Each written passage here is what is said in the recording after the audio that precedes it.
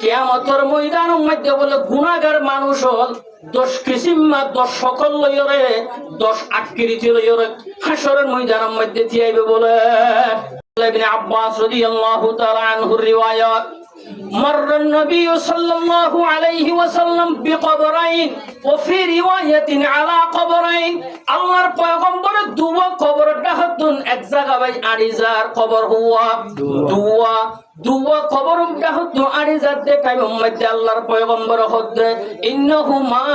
লা ইউআযাবান এই দুই কবরের মধ্যে অঞ্জলি উঠে কবরের মধ্যে অঞ্জলি উঠে রাসূল দেখে রাসূল হতে আযাব সাহাবায়ে কেরাম বলেন ওদের অঞ্জলি দিন হয় দেখে দেয় আর নবী দেখি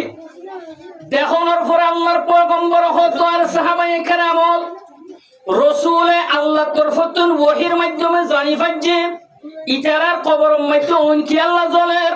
আল্লাহর পয়গম্বর হতে ডর হনো অপরাধের জড়িয়ে নয় ডর হনো খসুরির জড়িয়ে নয় দুইয়ান হামত জড়িয়ে তারার কবরত আযাবর মাতন না হওয়ান হাম দুইয়ান হামত জড়িয়ে দুইয়ান অপরাধের জড়িয়ে কবরত আযাবর। এক নম্বর আল্লাহর পয়গম্বর বয়ান করে কিন্তু 2 নম্বরত কোন 1 নম্বরের মধ্যে ইয়ামশি বিন নামিমা একজন দুটি হাজার জন লাগাই দিত সুগুল করে হইতো। তাফসীরের কিতাব তাফসীর মুজাহারি কাদি সানাউল্লাহ পানিপতি রাহমাতুল্লাহি আলাইহি তাফসীর মুজাহারির মধ্যে বয়ান করে কিয়ামতের ময়দানের মধ্যে বলে গুনাহগার মানুষ হল 10 কিসিম 10 সকল লয়রে 10 আকৃতি লয়রে হাসরের ময়দানের মধ্যে থিয়াইবে বলে। গুনাহগার হসুরুল্লাহ